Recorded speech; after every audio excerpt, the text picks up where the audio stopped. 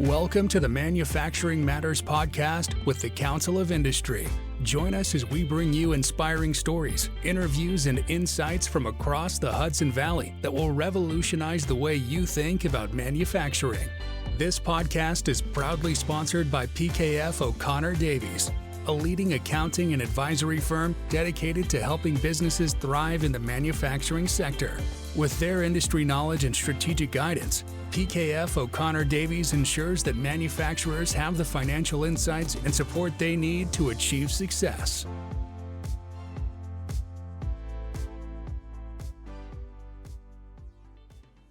Stephanie Raymond, President and CEO of Central Hudson. Welcome to the Council of Industry podcast. Thank you, Harold. Happy to be here. Thank you. Let's start at kind of a high level. I think everyone kind of is familiar with what Central Hudson is in the simplest way, but a lot is changing in the utility space. Can you talk a little bit about the changes that are occurring and how Central Hudson is adapting and adjusting? Yeah, thank you. The energy industry is in the midst of transformative change.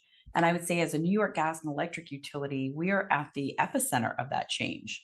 For example, I would think, most are familiar that one of the most significant shifts is really the move towards decarbonization. And New York's ambitious climate goals, the CLCPA, climate leadership, all of that is really requiring utilities to drastically change strategies. Utilities are not just delivering energy anymore. We're becoming stewards to help sustainability, help communities reduce their carbon footprint, all while we have a fundamental responsibility around reliability, a safe, reliable, secure grid. Because of that, I would say the outcome is everything around electrification, from transportation to heating. There's a massive push for electrification. Now, as I said, we have these climate change requirements, electrification of everything. We're playing this crucial role around making sure the grid is reliable and resilient. We're impacted from climate change, right? There's a significant amount of climate change. As you know, extreme weather, you're seeing what's happening out in California right now. Last year in Central Hudson's footprint, we had 40 weather events. Wow. That was double from the year before. We had 20 weather events the prior year and 40 in 2024. We are seeing an increase, and utilities must prepare for additional electric climate change issues, more resiliency, and all of that. And we must focus on affordability. Affordability must be top of mind. And really, how do you do all of this? They clearly seem like they're opposite forces at work. Talk a little bit more about the grid, because electrification is one thing, but also just, consumers are using more electricity. We hear a lot about, Chat GPT and artificial intelligence and data centers. Maybe we don't have a data center in the region, but it does seem like there's the double-edged sword of electrification, additional usage, and an old infrastructure that maybe isn't designed for that. Great question. We are focused on two primary areas. One, grid modernization. We're enhancing reliability, integrating more renewables, and a massive increase in electrification. We got to modernize our grid. And so these include infrastructure upgrades and deploying advanced technologies to improve services, more sensors on the grid, trying to get more data, and then really this infrastructure investment. We do have an aging infrastructure. I think there are lines that Thomas Edison was involved in. So yeah, we have some old infrastructure. That's true. Very focused on critical infrastructure upgrades. Our plan is to replace aging infrastructure, comply with clean energy mandates, and all while really trying to focus on how do we expand assistance programs. It's tough right now. I would say customers can play a role, though. The energy efficiency is one of the most common, cost-effective ways for even customers to play roles. We too offer programs to help residential and commercial customers upgrade to more efficient appliances or tools and systems in manufacturing, insulate homes, reduce energy waste. All of these will benefit, helping us offset that cost of the infrastructure investment that we must make. But I would say the other area that we're really seeing an increase in, Harold, and I forgot to mention earlier, is cyber. On top of all this, the cyber threat is increasing exponentially. And so we used to talk about safe, reliable, resilient grid. Now we're talking about security. There's a security component of the grid that we're responsible for. A lot of thought around how do we shape this grid that can be highly resilient in a time of change, highly reliable, while electrification is becoming a higher demand for electrifications. Tons of work. I would say, really, I think it's the concept of changing what utilities are. We're not just poles, wires, and power plants anymore. We are partners. We're champions for sustainability. We're leaders in adapting to this rapidly evolving landscape, especially in the state of New York. But I would say it is extremely exciting. There is a ton of opportunity, and we are 100% committed to serving our customers. Maybe talk a little bit about the affordability piece of it too, because everything you described is really expensive and it's huge capital investment. And in order to do that, you need to raise rates or change a lot of how the system works. How do you balance that? I mean, we're the first ones to complain as a residential consumer and as somebody who represents businesses. When you see that request for a rate increase, you're like, oh, again. But talk about that paradox and how you balance that and how you go about setting those. Yeah. I mean, imagine we have a fundamental responsibility to build a sustainable grid. And, Right. and that's what we're asking for money. We need money to invest in the grid appropriately. It is a very difficult balance with climate mandates and a variety of state policies that we need to meet. I understand them. I come from an environment where I didn't have to go in for rate cases. I came from another utility outside of the state, and I didn't have to go in for rate cases all the time. But there were regulatory mechanisms for us to continue to invest in the grid that we needed to invest in. We've been talking a lot about that. Like, I come in with a very different lens from outside of the state. And how do I help influence? Is there a different way that we can work at the state level to where we can continue to do the jobs that we need to do, but also be very concerned about the cost of what we're being asked to do? Because it does turn into a rate case request. I think the other problem is we were coming off a 1-year rate case. And so the problem with a 1-year rate case is there's an end to it. And so where it feels like we're going in constantly, we had to go in, but again, because this 1 year ended. I think the difference is, compared to years in the past, and maybe even compared to some of our peer utilities, we absolutely sharpened our pencil. So this rate request that we have in, of course, we are hoping that this is not a 1-year rate request, and that's something we're hoping for, but it is very, very sharpened pencil. So very much lower than years in the past. And I'm going through making sure that we are investing and scrutinizing every dollar we're spending. How do we use data in a different way that we can think about the investments we're making? How do we make the right long-term investments? But we are here to say, I fundamentally believe we have a responsibility to protect our customers' bills. We do. I'm a ratepayer. I get it. I don't want prices to go up. We're very thoughtful. We're involved in the industry, but it is a fine balance. And sometimes we got to say, is this right? I get that we need to do some of the mandates, but what should we be doing for our customers? From an internal perspective, I will tell you, we are absolutely laser focused on how do we become extremely operationally efficient so we can offset some of the costs. You mentioned you come from a different state. Do you think there's an appetite within the state regulatory climate and political climate to make some changes to that, to think maybe a little bit more long-term, to cut utilities some slack and help them a little bit more instead of this adversarial type role? I mean, I don't want to put you on the spot. No, I welcome the question. Yes, I'm hearing more. If you're listening to some of our policymakers and regulators, you are hearing more about we need more reform at the state level and kind of at the industry level. Would I love it to be less adversary? Absolutely. I am very available. I have met with almost everybody I could possibly think to meet with. I want to have relationships. I want there to be open dialogue. I understand it's not going to change overnight. I'm highly committed to participating, talking, thinking things through. Do I think there's an opportunity? I really do. I really think people are understanding. We can't keep going at this pace. And in the end, saying the utilities are doing something wrong, when at the end of the day, we're the economic stability for the communities that we serve. I was sitting in a conference not that long ago, and there was a presenter, and he said, I have my cell phone with me. And he said, if my cell phone wasn't charged and working, we don't work. Everything shuts down. And I had a moment of going, my God, we are responsible for the economic security. You think about cybersecurity and all these, we are responsible for the economic security of the communities we serve. And that is a important role. And so how do we make sure we can all be successful? Long answer, I do think there is a lot of opportunity for those discussions, and I'm starting to hear it.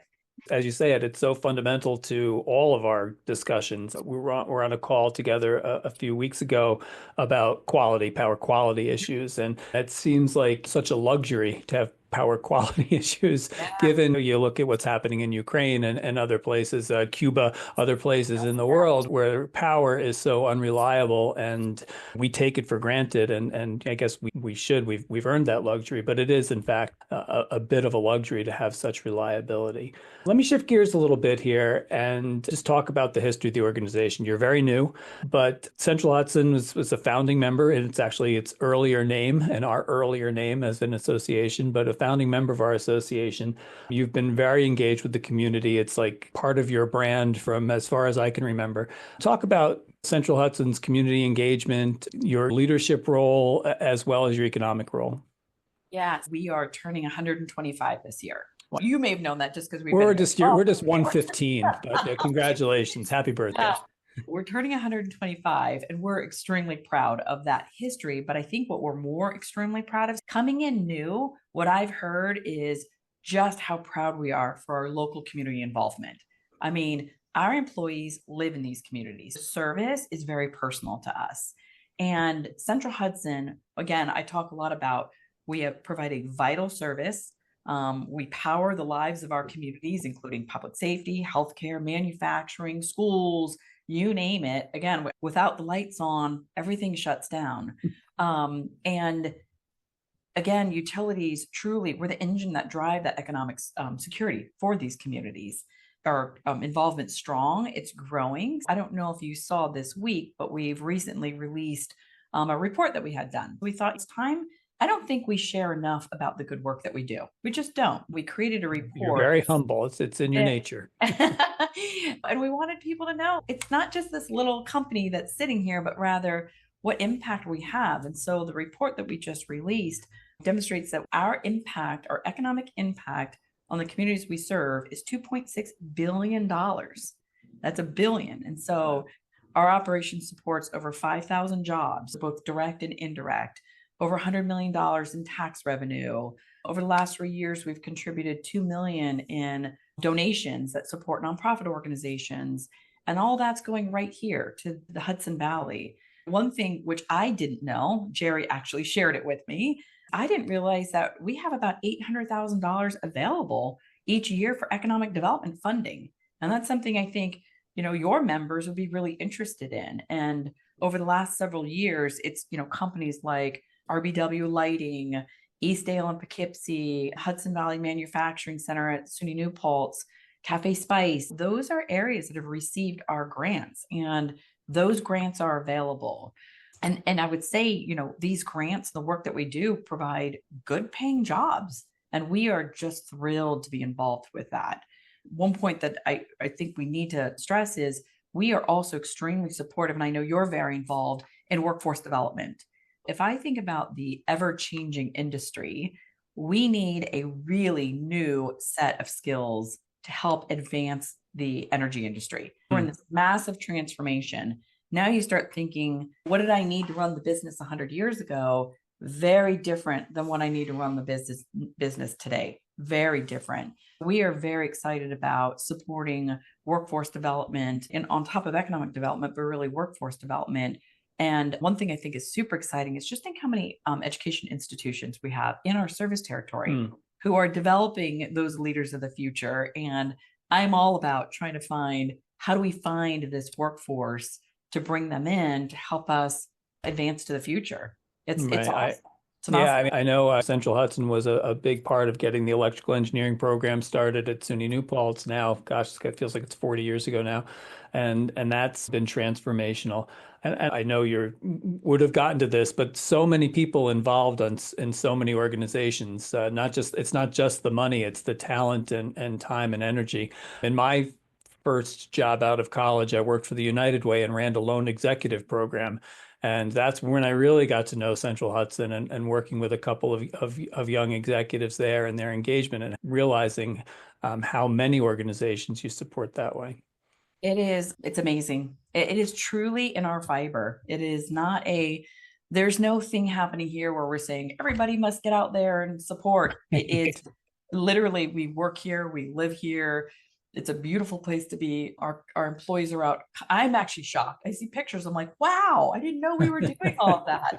Engage, whether we're sitting on boards, leading nonprofits. It is just, you name it, there is a Central Hudson person participating when it comes to giving back in our communities. And again, there's no secret sauce here. It is just core to our fiber.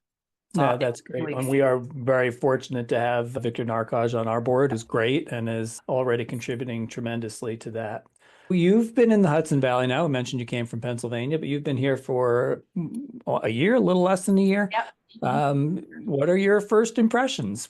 First, let's just talk about how beautiful it is here. I live on the river. I'm able to see the river a lot. I have seen that river change in so many different ways. I mean, I've woken up and there's been a layer fog on it that you're just like, wow, it's magical. It is such a beautiful, you drive through the hills and the valley. It's just an absolutely beautiful place to be.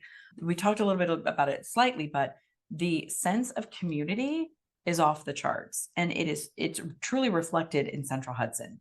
I work with amazing people that live throughout this valley. They're committed, they're dedicated, and you really feel that. One thing that I would say from the outside that I'm really impressed with, there's this like really deep sense of history. You feel it in the community, but at the same time, there's this forward thinking energy. I've had the opportunity to sit in economic development meetings, meet with policymakers, meet with our regulators, meet with community members, meet with customers. You're seeing things happen, build out happening. And so there's this deep sense of history, but a forward looking energy that is really cool to see. And I think part of being in the energy sector, I think I get a unique perspective. And as I said, I really try to get out and meet with everybody that I can. I'm excited this year to even do more. I want to meet again. I want to meet more people. I want to get involved in things.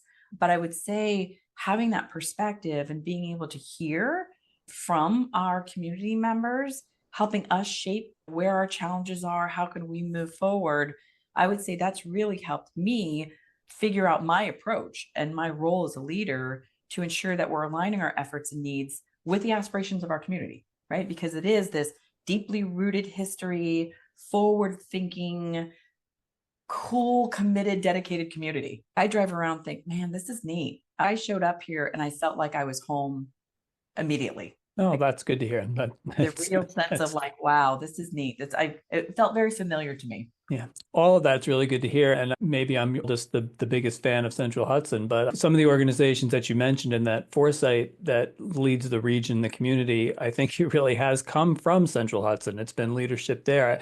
I think of the Economic Development Advisory Council in Dutchess and Anthony Capigiorni's leadership there, and not just the strategic leadership, but the programmatic and implementation side of it.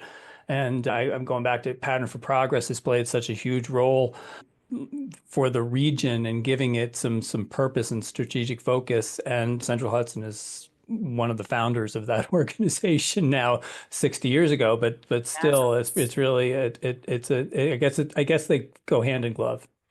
Well, and you mentioned Patterns. I recently joined their board and I just read their report around malls. And what a neat report to just understand what's happening. The Hudson Valley, these communities are everywhere. And to watch who's going to make it and who's not going to make it, that's what I mean by there's just this really dedicated, committed focus here on we will survive. And I just thought that report was neat. And I think Patterns work is all about that. How do you build and grow and sustain these communities? And thrilled to be part of it. That's a good one for you to be a part of. Yeah. We are always very interested in the career paths of our guests. And my guess is that you did not wake up one morning in middle school and say, I am going to be a utility executive. How did you land in that seat? Yeah, no, I did not say that. And still to this day, I go, oh, how did I get here? I often think back, like when I had those, when I got to the why in the road, what made me make the decisions that I made. And it wasn't until not very late, but later in my career, did I finally truly understand why I made the decision at the why and how I got to where I am. And I talk about this a lot, and people who know me almost can repeat what my core values are. But I didn't identify with my core values till a little bit later in my career. But once I did, I was like, oh my gosh, I understand now how I make my decisions. And you may have heard me talk about this before, but I have 5 core values that I stick to, which are family, honesty, courage, achievement, and fairness. And I have a personal mission statement, which is to make a difference each and every day by having the courage to blaze new trails. And that is how I show up every single day. And it's how it's influenced me on the decisions because there have been times I'm like, why did I do that? Like, why did I make that move? But if you think about my core value of courage, it has just allowed me to take stretch assignments, move around. I'm a California native. My entire family still is in California. I moved to the East Coast to take a job. And that's not normal for people. People don't normally do that. I did. Worked in different industries. I have this ability to be courageous and take on those assignments. But again, it's who I am. And I can give you the lengthy of where I've been and the moves that I've made, but it's that structure that brought me to the East Coast. And then once I got to the East Coast, it's how I actually ended up in a utility by taking those assignments, meeting people, having the courage to go into a whole new industry. Again, it's probably ingrained in me, which I didn't understand till later in life. And there was one thing that I honestly, it's going to sound kind of crazy, but I never thought I couldn't do a job. And truly, I think that is what's propelled me forward. I never thought I couldn't. I thought, I'm going to try, I'll figure it out. If I find out that I can't, then I'll find that out. But I never went into any job saying, oh, I don't know, I can't, I better not take that job because I can't do it. I just never thought I couldn't do the job. And so now I end up in this industry where I didn't wake up as a young child saying, I'm going to go into the utility space. But that's also true for association executives, by the way. They don't, As baseball player, fireman, or utility executive. Yeah. I would say though, I am so passionate about the work that we do in the energy sector. It is an emotional thing for me. I get the goosebumps thinking about it. I understand the responsibility. I understand we are the ones that got to keep the lights on. It keeps people safe and secure and comfortable and happy. And I'm very, very, very passionate about it. I'm all in. But I would say my career, I zigzagged. And as I said, I'm a California native. I've moved myself around. But it truly is just stemming from those core values that have allowed me to show up and say, I can do this. And I'm all in when I am doing it. That's great. And education is... what's your field? Yep. So I'm not an engineer, which always surprises everybody because it's been historically the requirement to be a utility executive. Yeah. Degrees are in finance and strategic management. And so I got my degree from California State University, Sacramento, because that's where I grew up, out in Sacramento. And my background is in that. And the positions I've been in throughout my career have predominantly been in operations roles. So I've been in very kind of frontline operations type roles with a degree in finance and management. I want to digress for 1 second because you said something very early in the conversation that I'd like to just pull out a little bit. And it is about the cyber threats. And you actually said 2 things. You were talking about like additional sensors to help the grid become more reliable. And then you mentioned cyber threats and cybersecurity.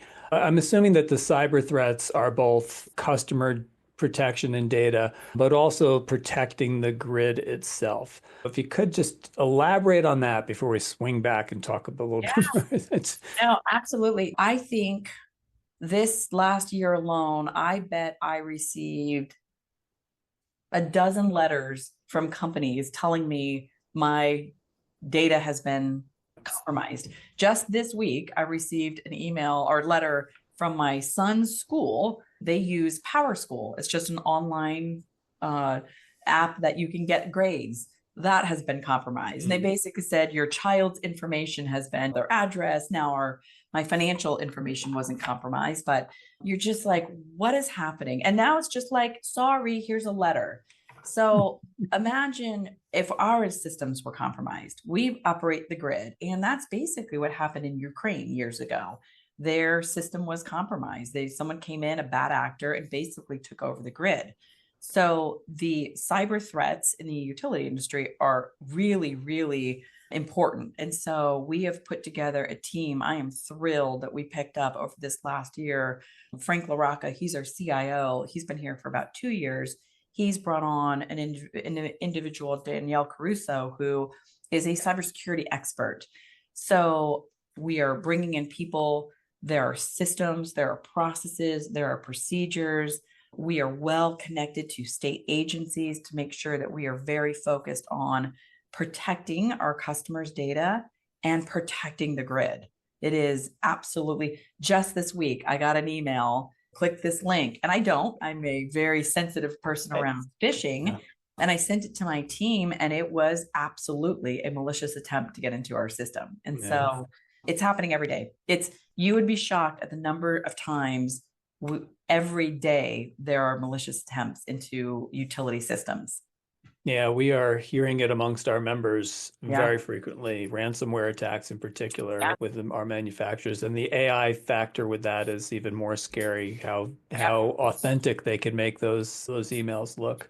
Absolutely. And a kind of a final sequence here. It's probably not so much today as it has been in the past, but CEO of a significant corporation there aren't very many women in these roles.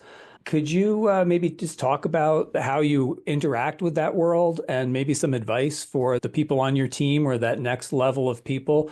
What are your thoughts and sitting in that seat that you are now? Yeah, people ask me this all the time, and I don't think about it as much as others think about it. But I've had to understand that. I can't just be like, well, I don't think about it, because it is important. And I would say we've made very significant progress in the industry. I feel good about that, but there's still work to be done. And I think it's both for women and minorities. I think women and minorities in leadership positions have been historically underrepresented, but I do believe there's been progress being made. And I'm excited to be part of that progress. When I entered the field, it was clear that utilities and energy companies weren't traditional spaces for women. Women got just kind of high enough, but not really at the executive level. But I'm really proud to be part of the change. There's more of us now, which is exciting. And I think one thing I've learned about my career is that leadership isn't always about kind of fitting into that predefined mold. And that's scary, but bringing your unique perspectives to the table is so important. I'm a fundamental believer that we cannot be as good as we want to be or need to be without a diverse group of people sitting around a table. And it's less about gender, it's about thought.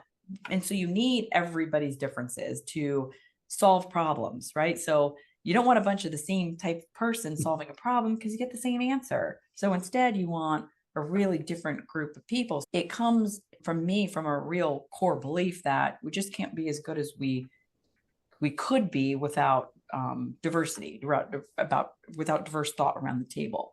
And so don't live in that predefined mold. As a woman, I probably have this natural collaboration. I'm super inclusive. I want to be included. And so I think that's what our industry needs. We need people to be like, yeah, let's include each other and really bring people together. So as I think about advice, and this isn't just to women, it's probably to, minority, right? Young people, women, minorities. I think you got to be confident in your value, right? You have to understand, what do you bring? And don't let self-doubt hold you back. Often you're like, oh, like I said earlier, I never thought I couldn't do a job, right? I just have gone in kind of like, now that could be smart or not smart, but it's but not for nothing. That's a fairly unique characteristic and extremely valuable. I mean, I think that's a real strength to bring. That's really impressive. If you're confident in your value, I think that leads me to don't be afraid to lead differently. I'm a different leader here. Central Hudson is 125 years old, and I'm the first female CEO. And so I can't be afraid to lead different. I am different, right? I don't think there's any right way to lead. I try to show up and just be very authentic. It's who I am. I'm very transparent. And so I don't try to act like maybe the last 125 years of the CEOs. I respect them. I try to learn.